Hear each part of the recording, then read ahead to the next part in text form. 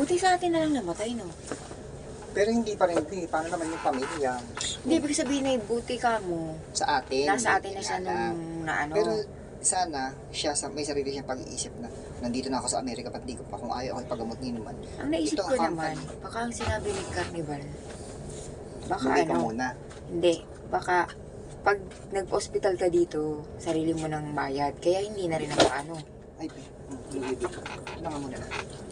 Baka ganun. Ewan ko lang. Pero di ba pag ganun, dapat sagot nila yun. Oo naman, hello. Ako hindi ako papayag. Tapangan mo na yung sarili mo. Dito ka na Amerika to. Ang dami-dami magagaling na doktor dito.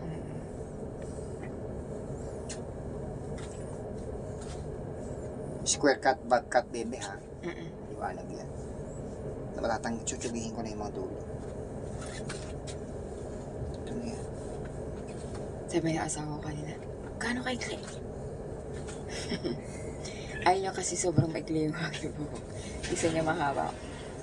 Sabi ko, ang pangat na kasi ng dulo.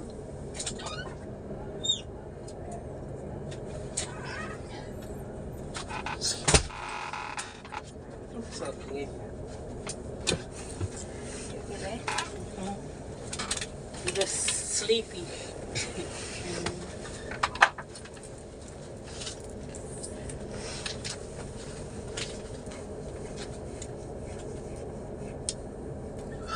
Ang haba ng working hour nito. Di-duty siya ng 4:30 hanggang 8:30. Tapos, 12:30 hanggang 8:30 ng umaga. Si chef? Ito, si Kaylee. Oo. Yung oras ng work niya? Oo, ang haba ang oras niya. Grabe naman. Ang oras niya. O ito, mahaba ng konti dito. Dito.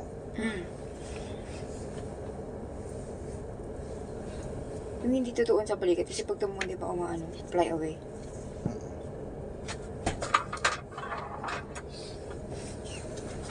Saan David ka?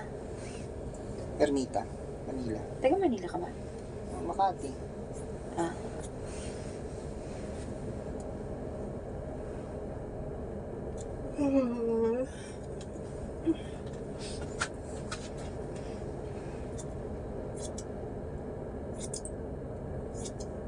Talim yung kutin.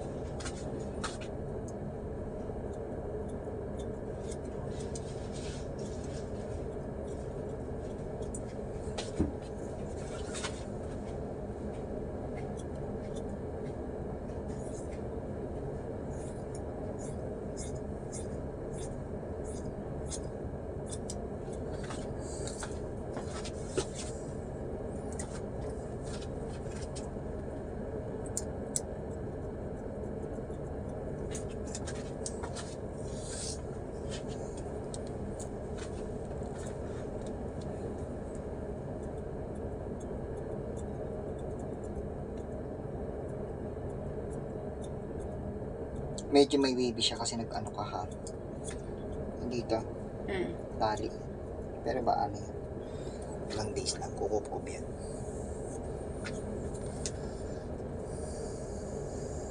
Pero pag niliguan ko yan, be, wala na yun. Bagsak naman yung buhok mo.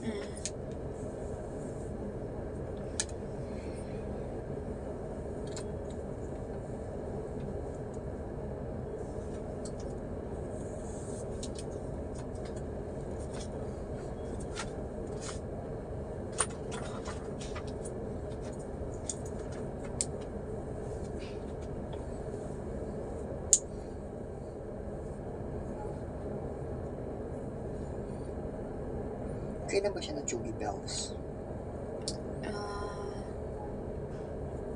Ang Sunday daw ah. Anong Sunday?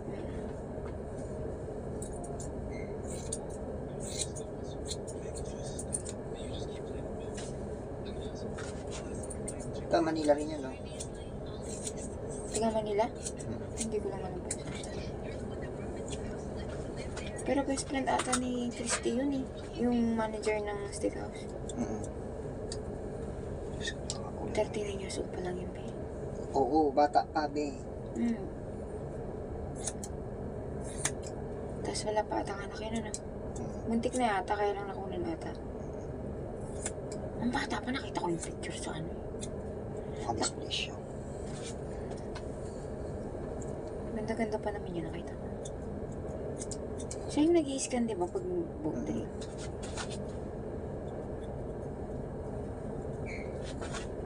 Kaya minsan tayo, pag may ubo tayo, inaano na lang natin, ano? Hinawag ng bahala. Diyos ko. Sabi ko nga, dasal-dasal po, kahit di ka anong madaming pera, huwag lang may sakit. Diyos ko. Alam naman ang Panginoon yun.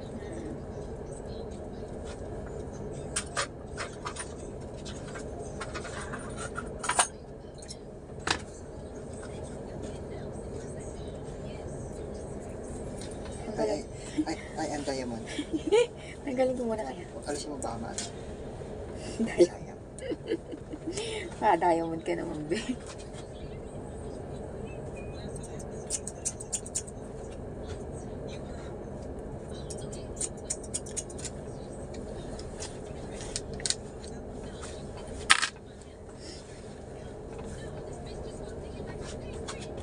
Pwede naman ang Panginoon po, protection na niya tayo. Tapos ang nangyari pa ata, be, di ba nilabas, akala namin emergency sign off. Tapos, ang nangyari, di nasa hotel lang ba? Alam mo bang yung lalaki, pinabalik-balik pa ni Carnival? Ha? Pinabalik-balik pa dito, pinapag-duty pa. Ni Carnival? Oo. Bakla ka. Oo nga. Sabi ko, ano yung may sakit na nga yung pinaiwanan pa talaga. Babayad sila. Kung magre-reklamo. Ano yan? Magdadamage sila niya. Pilipino pa. Sana lang. Magbayad sila para na lang sa tulong sa pamilya. Namatay ang tao niya.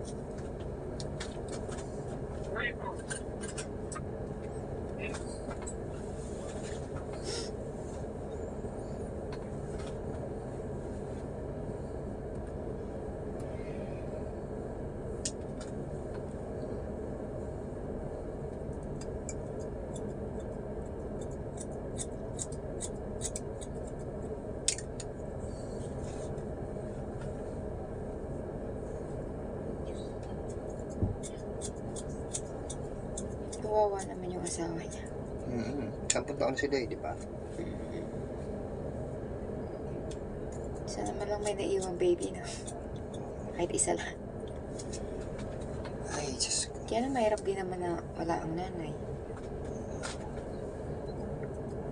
Ako tatay ko, di ko nakasama ng hindi lalagpas sa daliri ko. Oo. Mataas na yung tatlo. Hanggang namatay na lang. Pero nakasama mo namin mo. Nanay ko ngayon, ayun, pinapadala-padala ako. Oo, at least yung nanay, di ba? Iba pa rin yung alagang nanay. Iba, alam mo ba, iba ang ang mother. Iba talaga.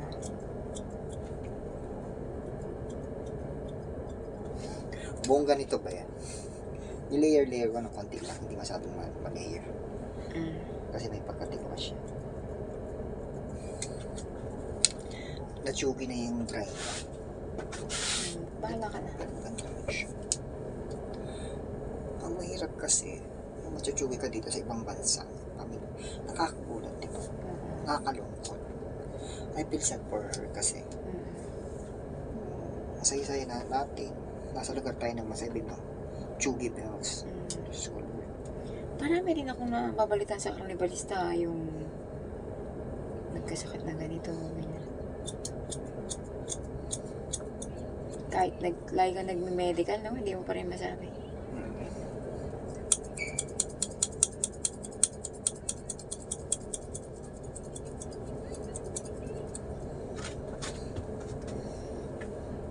Tad naman tayo ng injection, ng bakuna. Yan nga eh. Injection na lang sa puwet ng kulang ko eh. Lahat ng injection tinanggap ko na eh. Turok dito, turok doon. Diyos ko Lord. Tiis para makaalis. Tapos biglang ganun. Diyos ko. Ilang years ka na sa company? Una pa na ako. First contract mo pa lang? Naglalandi. So, hindi mo na-experience yung physical exam na sinusundot? Lahat. Eh. Na-experience mo ba yun? Tinano ko yung puro bago. Sabi ko lahat mag-ano. Hindi sila makaporma sa akin. St. Luke's ako. Makati Medical Center ako. Kung mag-ano-ano sa inaso sa akin. Diba? Meron akong nakatrabaho ba sa Manila Catering dati. Ang galing-galing din yan sa ano siya, flower arranger. Tapos namatay siya sa sa AIDS. Peggy Bells. Mag-a-abroad siya. Malikot. Ay nako, mahilig naman. Ang tawag dito? Babaya. Ganito yan. Mag-a-abroad siya. Florist dapat siya. Tapos nagpa-medical ata siya ng April. Tapos doon na nalaman, hindi niya rin alam. Doon lang nalaman na meron siya. Tapos, August namatay na siya. Diyos ko.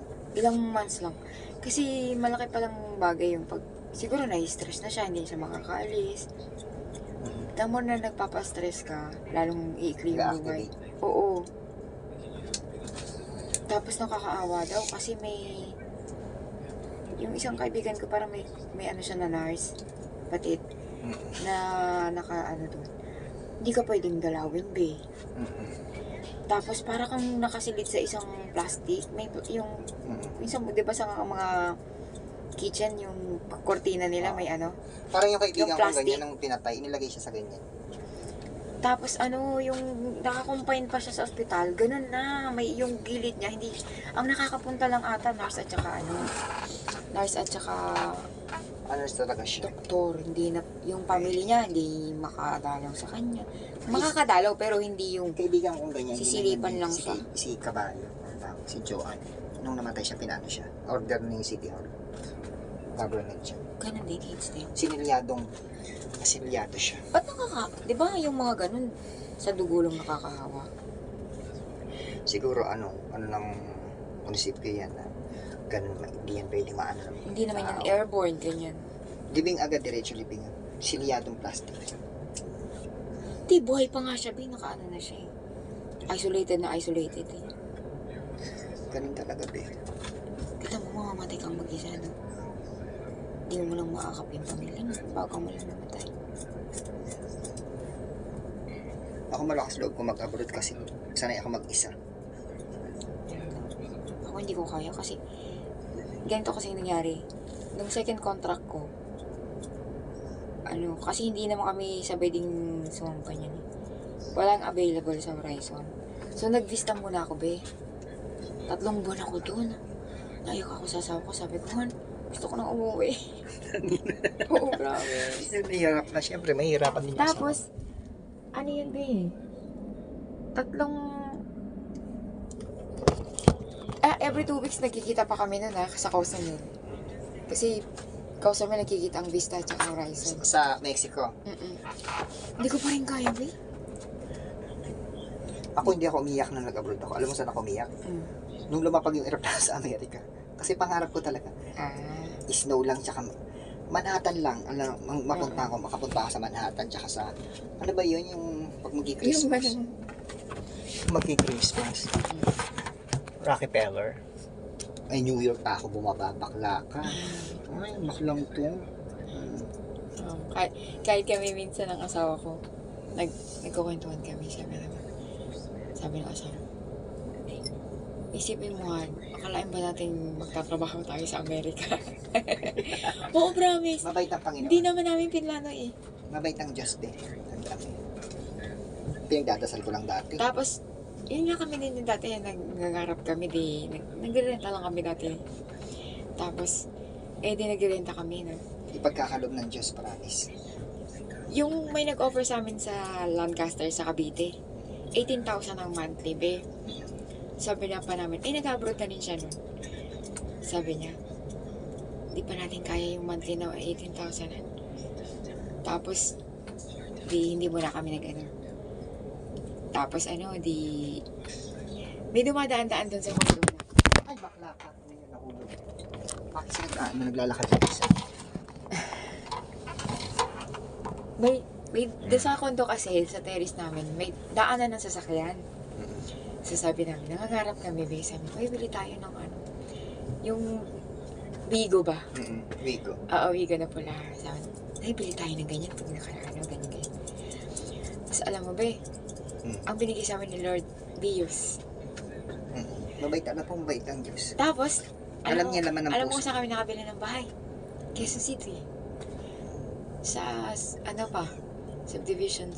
Tapos alam mo magkano monthly namin?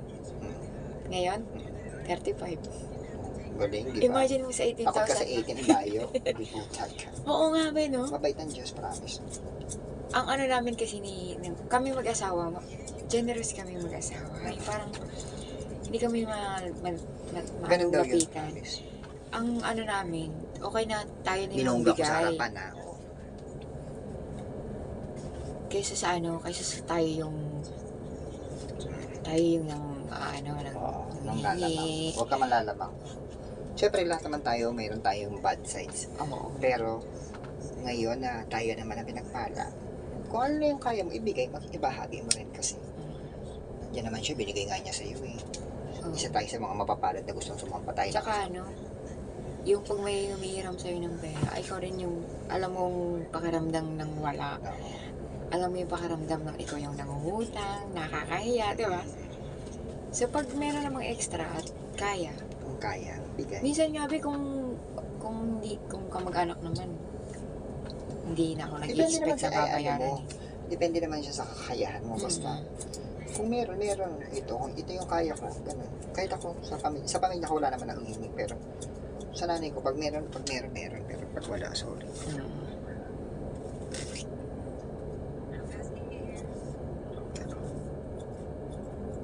Nilayer ko siya dito kasi titikmas.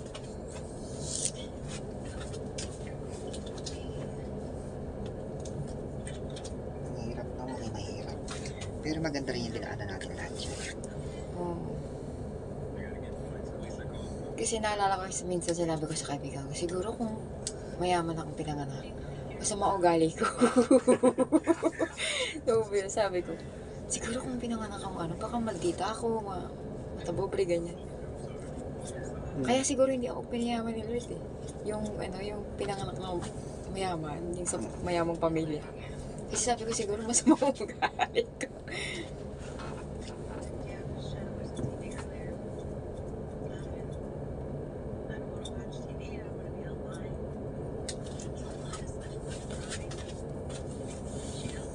Mabait siya sa atin.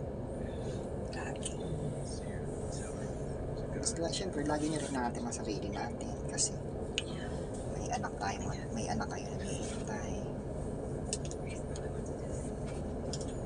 Malaylay panlakbay mo, be. Tsaka May kapaka-college ka pa. Oo. Kaya nga. Kaya kahit gusto ko pang magka-baby, parang pag-iisip ko, kasi yung bunso namin, 12 na. So pag nag-anak pa ako, sisimula na naman ulit punta sa center, magpapabaksin. Tapos, ano ba pag binigay ni Lord, bakit ba? kontento na kami sa dalawa.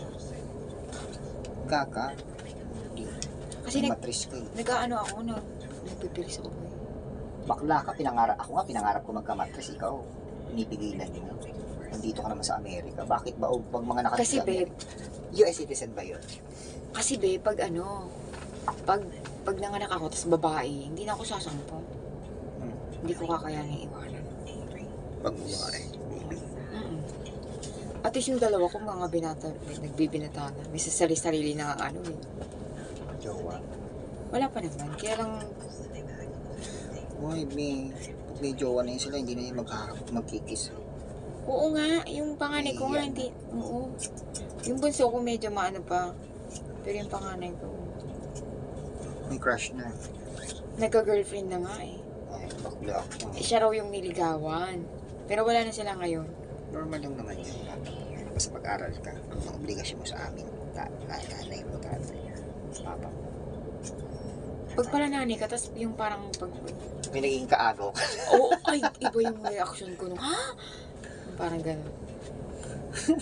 Kaya naiintindihan ko na ngayon yung biyanan ko. Kasi, Naman sa mission sa inyong dalawa. bunso kasi yung bunsong, tutoy-tutoy ba? Ito si Chef. Oo. Utoy-utoy siya siya yung pinakabunso. Oo. Oo, ay pag nag-aaway kami, sasabihin ng nanay, inaandar ko daw si baby, ganyan. Oo, inaandar ko daw. Wala, basta parang mahal na mahal niya yung, parang pili niya, inaapi ko yung ano niya, anak niya. Oo. Pero nung may buntis ka, may toyo ka, no? Ganun talaga Oo. dati. Ang hirap. At saka ano ba, ang problema ko pa pag buntis ako, ang hirap. Hanggang 9 months akong naglilihi. Ay, may ganun, te. Ay, May ganun, grabe. promise. Di ba rin akong mga anak, wag lang yung maglilihi. Sa, Yung bumabalong yung saliva, tapos mukha ka ng suka. kasi nahirap pa siya. Naamoy may mga buwang bawang. Hindi ko alam Oo. kung bakit daw ganun. Ewan ko. Hindi ko rin alam ang isasagot. May naranasan ako naging amo kong ganyan. Diyos ko, binili. Pero sa panganay namin, naglilihi yung asawa ko, siya yung antok-antok. Oo? Ano ginawa? Hinakbangan mo, no? Hindi naman ako naniniwala sa mga ganun, pero siya Yung nalawayan, totoo, naniniwala ako. pero bakit nga naman nararamdaman niya yung nararamdaman ng naglilihi? Kasi nga, nakikikain siya sa kinakain mo. Di ba? Kung alam niya ba. Totoo kasi, may something. Tapos ang mga ano pa, ang hinahanap yung mahirap hanapin, ano? Yung mga pagkain na mahirap hanapin. Ba't ganun? Marami mga kukulam daw kayo. May something kasi. May power kayo pag ano. Tapos, nung sa Yun nga, pangalawa, Di ba nga sabi ng doktor, bawal uminom ng gamot. Tapos pag hindi kayo umiinom, pag nagkakasing kusa kayong gumagaling. meron nga raw ibang may nagkukwento sa akin ng mga chef din. Yung asawa daw nila nung naghanap ng naglilihi, pagkadating niya, hindi naman daw kinain, tinititigan lang, tapos ayaw na daw niya. May ganun talaga. Ako naman hindi, pag nahihiya ako ng pagkain, kakainin ko. Kaya lang may time akong... Konti lang. Natikman mo lang. Oo. Tapos, minsan may hinanap ako, hindi ako mahilig sa maasim. Yung santol, hindi tag-santol no. May kilala nga ako eh. Pinalayas yung asawa. Tapos nung lumayas, umiiyak, tapos hinahanap. Sabi ko, ano yun, papunta na sa pagkabaliw yan.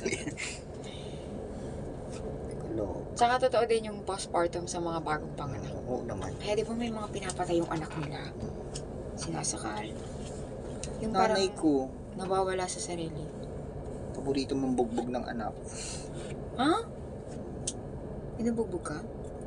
Araw. Kaya nga tumibak ng matagas ako. Oh, be, ano, nakita mo na.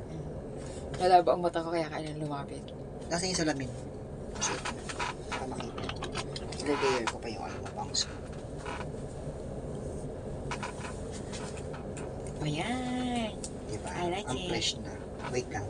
Hindi pa ako nasasayahan sa dulo. Parang mas mahaba pa ng konti itong kabila, be. Oo. Nagdadaan na ako tansya. O, tinan mo. Diba? Galing mo.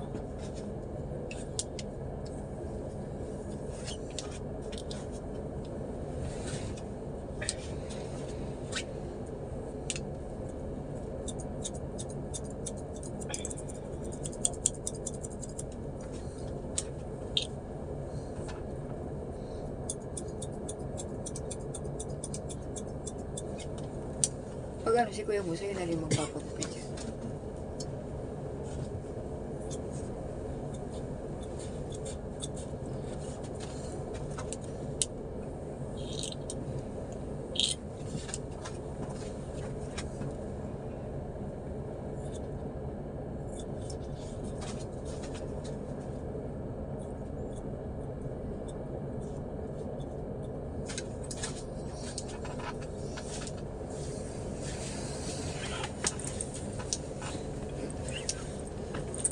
Kelly, look at my hair. Sorry. Okay. Box, yeah. Thank you. My head hurts. Allergy. You need water? Yeah, I have blood up here. Okay. That's why I didn't want wait to go to no drill. Every time I wake and don't sleep, my head hurts. Yung sa weather natin yan, changed. Tsaka sa kanila raw mainit eh. Mm. Dito pag masyadong malamig.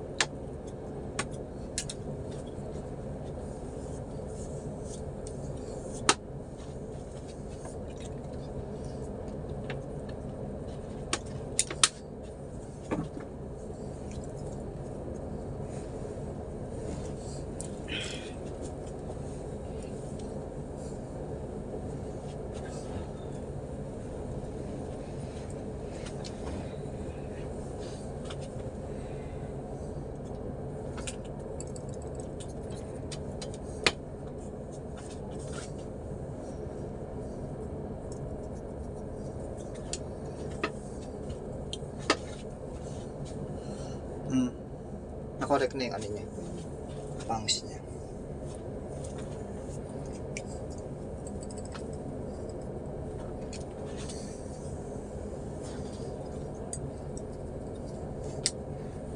Alis mo rin yung kapit. Tagal ka rin sa David. Beng. Tapos yun nga, naidap ako sa kusina. Di naman na. Okay.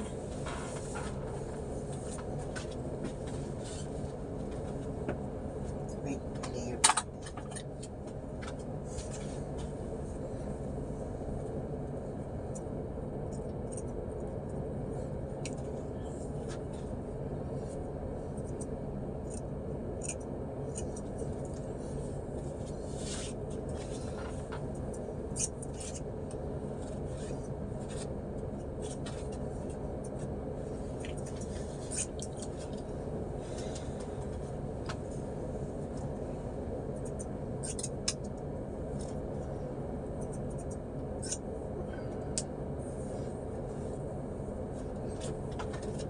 Hindi siya matikwas masyado.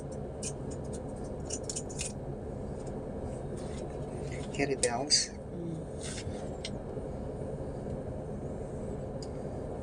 Konti lang.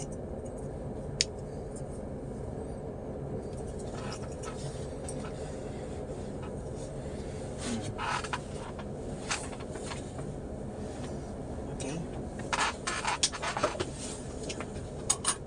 Diretso ko. Sakto yung liliguan